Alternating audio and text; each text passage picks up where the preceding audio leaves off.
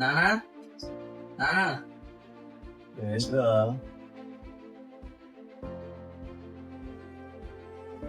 రేపు నాకేమన్నా అయితే బాధపడకండి నాన్న. దరిద్రం పోయిందని సంతోషపడండి. పైసాకు కూడా పనికిరాని ఏదో అన్నావుగా నాన్న. నీ అప్పులు మొత్తం నేనే తీర్చేస్తా. అమ్మ నువ్వు జాగ్రత్త నాన్న. ఇప్పుడు ఇవన్నీ ఎందుకురా?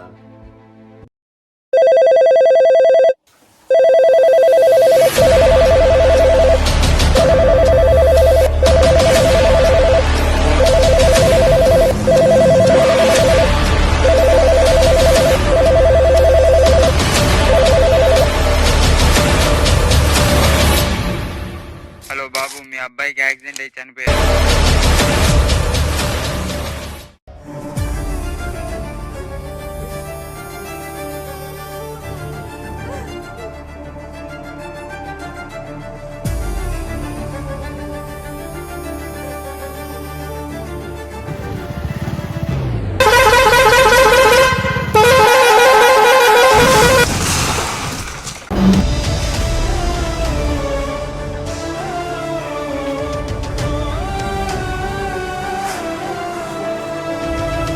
మనం చనిపోయే చివరి క్షణాల్లో మనం సంతోషంగా గడిపిన క్షణాలు గుర్తుకొస్తాయి కదా.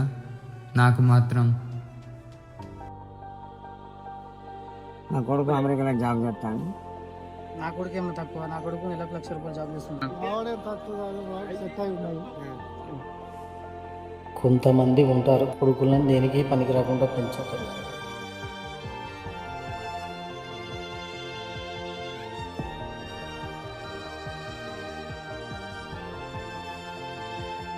అరే నాని,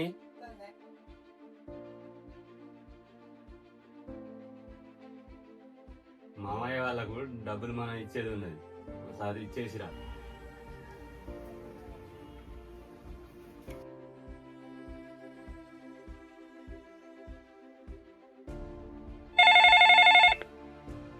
హలో, డబ్బులు పంపుతా అన్నావు కానీ పంపలేదు. డబ్బులు తీసుకోవడం తెలుసు కానీ ఇవ్వడం తెలియదా? ఏంటి డబ్బులు రాలేదా? తాయిగాడితోటి పంపించాగా. వాడు ఏడదాగి ఏడ తందనాలు ఆడుతా అన్నాడు.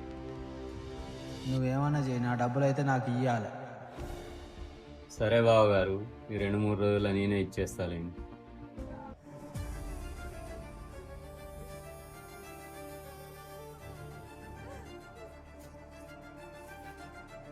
చేసిందంతా చేసి ఇప్పుడే రాను తింటానగా.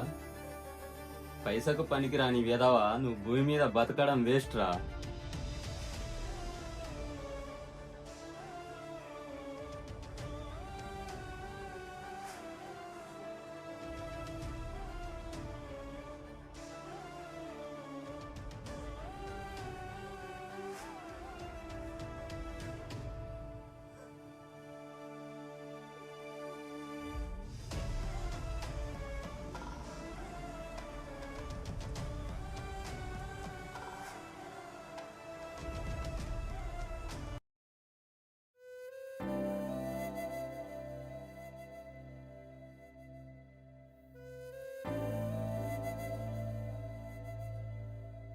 మీ వాడు చనిపోకముందు నా దగ్గరికి వచ్చాడు.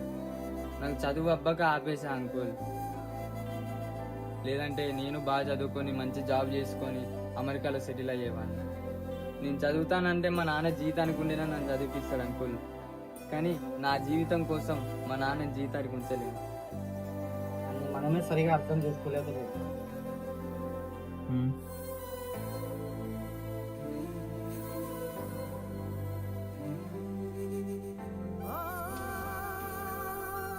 మీ మేలు మర్చిపోలేను అంకుల్. మా అమ్మ ప్రాణాలతో అంటే మీ కారణం మీరే. ఏం మాట్లాడుతున్నావు బాబు?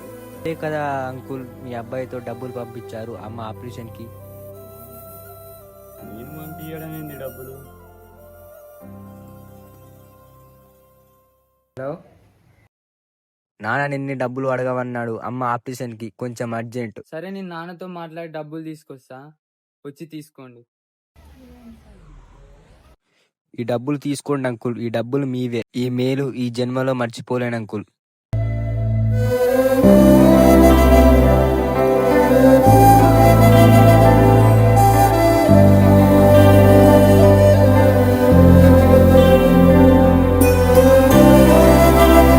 నీ వేదవా నువ్వు భూమి మీద బతకడం వేస్ట్ రా. ఎందుకు ఏడుస్తున్నావు నాన్న?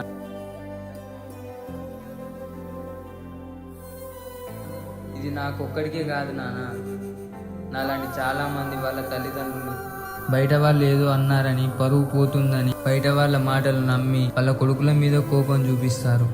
అయినా బయట వాళ్ళు ఏదో అన్నారని ఆలోచిస్తారు కానీ మీ కొడుకుని ఎప్పుడైనా అర్థం చేసుకున్నారా? బయట వాళ్ళ మాటలు ముఖ్యమా లేదా మీ కొడుకు ముఖ్యమా? ఇకనైనా అర్థం చేసుకోవడం నేర్చుకోండి.